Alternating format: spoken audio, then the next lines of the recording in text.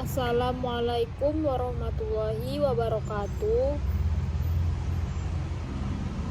Perkenalkan, nama saya Mardalena dari Prodi Perbankan Syariah semester 2 kelas A. NIM saya yaitu 2114110234. Di sini saya akan menjelaskan mengenai konsep teologi Islam. Baik, langsung saja simak video ini.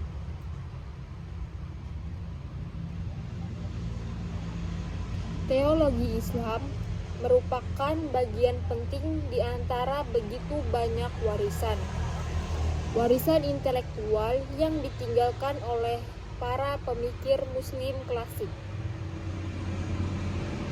Langsung atau tidak langsung, sesungguhnya teologi Islam telah menjadi spirit dari semua denyut nadi pemikiran Islam, baik itu politik, sosial, maupun ekonomi.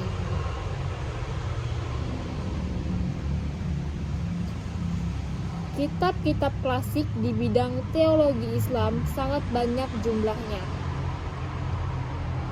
Akan tetapi, untuk memahaminya diperlukan buku pendamping yang paling tidak dapat meringankan pembaca, terutama mahasiswa, untuk menemukan arah jalan pikiran yang terdapat di dalam kitab-kitab tersebut.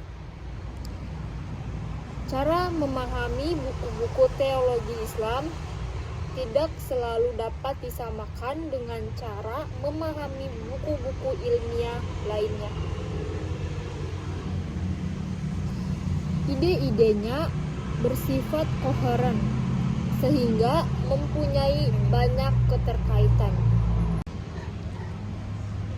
Ide-idenya bersifat koheren, sehingga mempunyai banyak keterkaitan.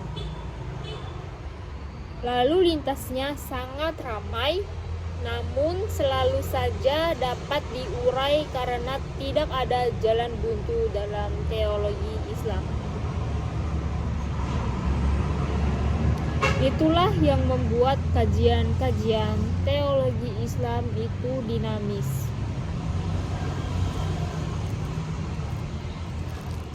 Buku yang ada di tangan pembaca ini diberi judul dengan Teologi Islam, Warisan Pemikiran Muslim Klasik, merupakan pengembangan dari buku berjudul Ilmu Kalam, Arus Utama Pemikiran Islam.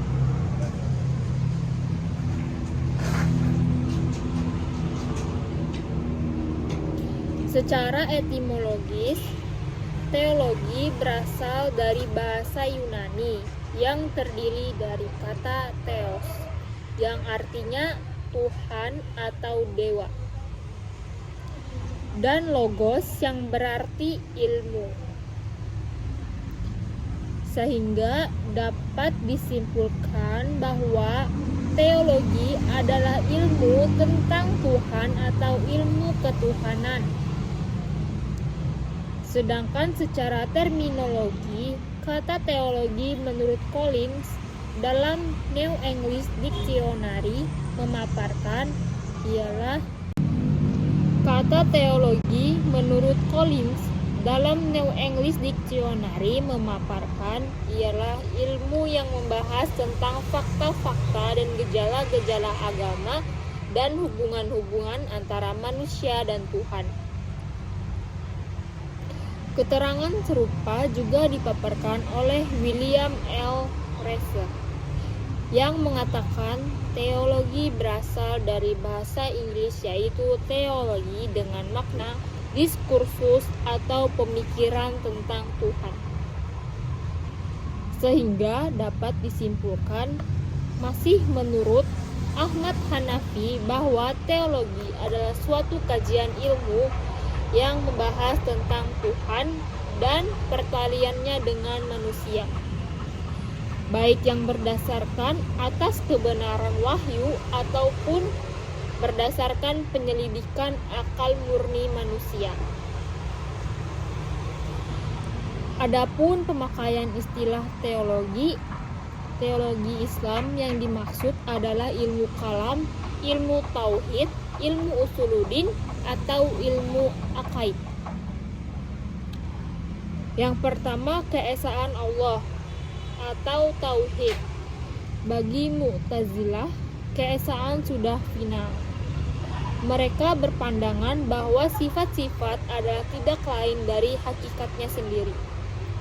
Orang yang percaya bahwa sifat-sifat itu terpisah dari hakikatnya dan berdiri sendiri tentunya percaya akan kemajemukan ajaran monoteisme. Maka dari itu, keesaan berarti tidak ada yang kekal dan qadim selain konsep tauhid Mu'tazilah tersebut sangat berpengaruh pada pandangannya terhadap Al-Quran. Menurutnya Al-Quran adalah makhluk bukan kalam. Hal itu dikarenakan jika Al-Quran merupakan kalam, maka Al-Quran bersifat qadim.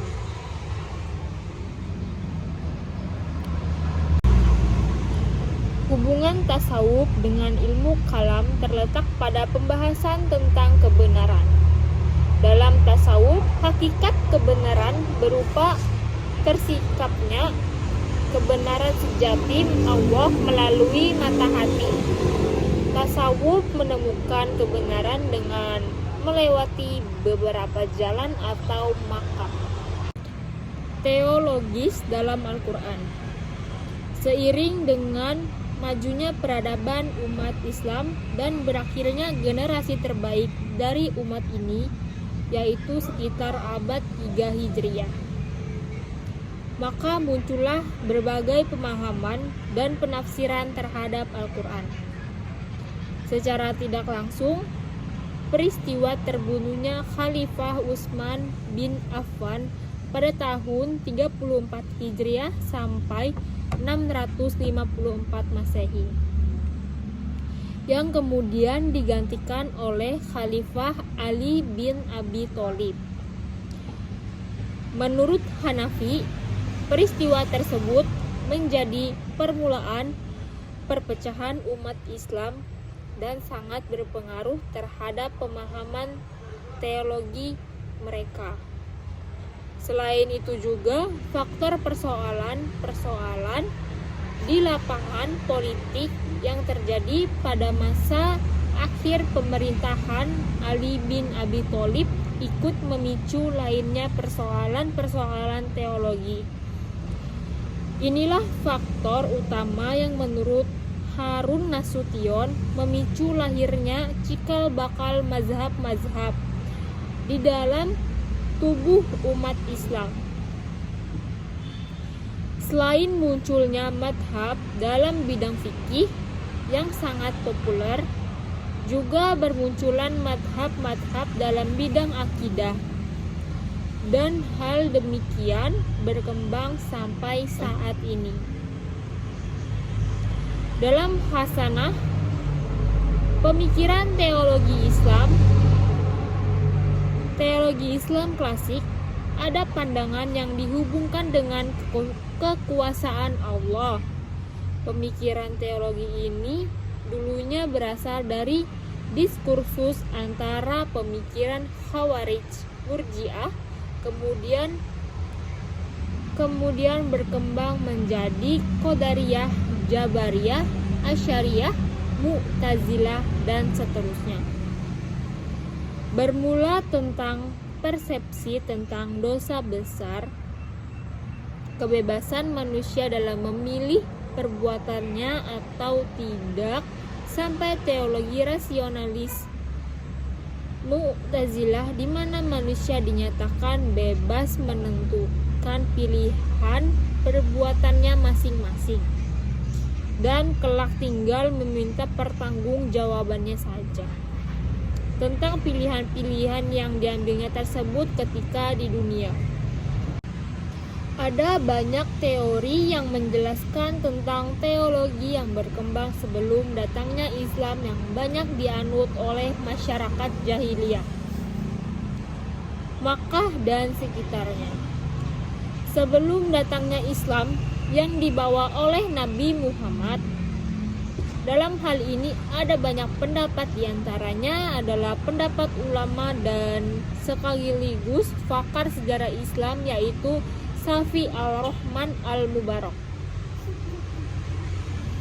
yang membagi fase dakwah Nabi Muhammad menjadi 2 periode, yaitu pertama periode Mekah, yaitu selama hampir 13 tahun, dan kedua periode Madinah selama 10 tahun.